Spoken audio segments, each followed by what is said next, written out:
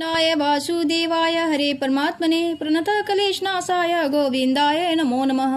आपके अपने YouTube channel जय सनातनी में आप सबका एक बार फिर से स्वागत है। भगवान श्री हरि की कृपा आप सब पर बनी रहे। अब जुड़ते हैं कार्तिक मास महात्म्य कथा 4 से। पिछले वीडियो में हमने श्रवण किया था कथा अध्याय 1, कथा अध्याय 2 और कथा अध्याय 3 का श्रवण किया था।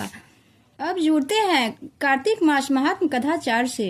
अगर आप पूरी कार्तिक महात्म्य कथा सुनना चाहते हैं तो वीडियो को लाइक, सब्सक्राइब और कमेंट भी जरूर करें, ताकि रोज 9 बजे आपको कार्तिक महात्म्य कथा का श्रवण कर सके, लाभ ले सकें। चौथे अध्याय के अंतर्गत बताया गया है प्रयागराज का महत्व, तीर्थराज प्रयागराज में किए गए दान तप का महत्व तथा स्नान का महत्व। अब शुरू करते हैं कार्तिक महात्म्य कथा 4। नारद जी ने कहा, ऐसा कहकर भगवान विष्णु मछली का रूप धारण करके आकाश से जल में गिरे। उस समय विंध्याचल पर्वत पर तप कर रहे महर्षि कश्यप अपनी अंजलि में जल लेकर खड़े थे। भगवान उनकी अंजलि में जा गिरे। महर्षि कश्यप ने दया करके उसे अपने कमंडल में रख लिया। मछली के थोड़ा बड़ा होने पर महर्षि कश्यप ने उसे कुएं में डाल दिया। अब वह मछली कुएं में भी न समा सकी तो उन्होंने उसे तालाब में डाल दिया। जब वह तालाब में भी न आ सकी तो उन्होंने उसे समुद्र में डाल दिया। वीडियो को पूरा देखिएगा। वह मछली भी वहां बढ़ने लगी। फिर मत्स्य रूपी भगवान विष्णु ने इस शंखासुर का वध किया और शंखासुर को हाथ में लेकर बद्रीनाथ आ गए।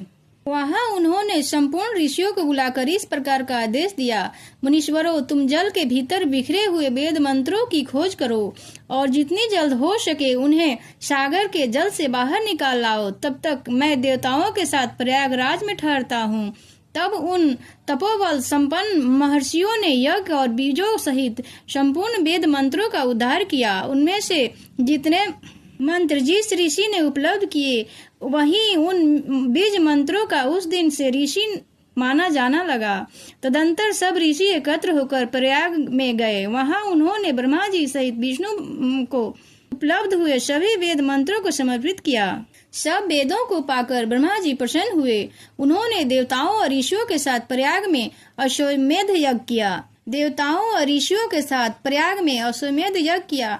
यज्ञ समाप्त होने पर सब देवताओं ने भगवान से निवेदन किया, देवाधिदेव जगन्नाथ, इस स्थान पर ब्रह्मा जी ने खोए हुए वेदों को पुनः प्राप्त किया है और हमने भी यहाँ आपके प्रसाद से यज्ञ भाग पाए हैं। अतः स्थान पृथ्वी पर सबसे श्रेष्ठ पुण्य की वृद्धि करने वाला एवं भोग तथा मोक्ष प्रदान करने वाला हो। साथ ही यह समय भी महापुण्यमय और ब्रह्मधाती और महापापियों की भी शुद्धि करने वाला हो तथा तय स्थान यहाँ दिए हुए दान को अक्षय बना देने वाला हो, यह वर दीजिए।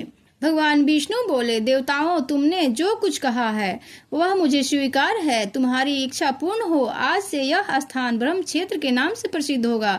सूर्य वंश में उत्पन्न राजा भागीरथ यहाँ गंगा को ले आएंगे और यहाँ सूर्य कन्या यमुना से मिलेगी। ब्रह्मा और तुम सब देवताओं मेरे साथ यहाँ निवास करो। आज से यह तीर्थराज के नाम से विख्यात होगा। तीर्थराज के दर्शन से तत्काल सब पाप नष्ट हो जाएंगे। जब सूर्य मकर राशि में स्थित होंगे उस समय यहाँ स्नान करने वाले मनुष्य के सब पापों का यह तीर्थ नाश करेगा। यह काल भी मनुष्य के लिए सदा महान पुण्य फल देने वाला होगा। माघ में सूर्य के मकर राशि में प्रवेश होने पर यहाँ स्नान करने से शालोक्य आदि फल की प्राप्ति होगी। देवाधिदेव भगवान विष्णु देवताओं से ऐसा कहकर ब्रह्मा जी के साथ वहीं अंतर्ध्यान हो गए। तत्पश्चात देवादि देवता भी अपने अंश के से प्रयाग में रहते हुए वहां से अंतर्ध्यान हो गए। जो मनुष्य कार्तिक में तुलसी की जड़ के समीप श्री हरि विष्णु का पूजन करता है, वह इस लोक में संपूर्ण भोगों का उपभोग कर के अंत में वैकुंठ धाम को जाता है। कार्तिक मास महात्म्य कथा अध्याय 3 में हमने श्रवण किया था। श्री सूक्त जी ने 18,000 सनकादि ऋषियों से कहा, अब मैं आपको कार्तिक मास की कथा विस्तार पूर्वक सुनाता हूँ। दूसरे अध्याय में हमने श्रवण किया था, कार्तिक शुक्ल पक्ष की एकादशी तिथि को तुम लोगों ने मुझे जगाया है, इसलिए यह तिथि मेरे लिए अत्यंत फलदायिनी और माननीय है। हे देवताओं, यह दोनों व्रत नियम पूर्वक करने से मनुष्य मेरा सानिध्य प्राप्त कर लेते हैं। इस प्रकार दूसरे अध्याय में हमने श्रवण किया था, सत्यभामा जी ने भगवान श्री कृष्ण से अपने पूर्व जन्म के पुण्य का प्रभाव सुनकर बहुत प्रसन्न हुई थी। तो आज हमने श्रवण किया कार्तिक मास महात्म्य कथा अध्याय 4। कल हम श्रवण करेंगे कार्तिक मास महात्म्य कथा अध्याय 5 का। उसे आप लोग अवश्य सुने और पुण्य का भागी बने। यह कथा अच्छी लगे तो वीडियो सब्सक्राइब और शेयर जरूर करें। जय श्री हरि विष्णु।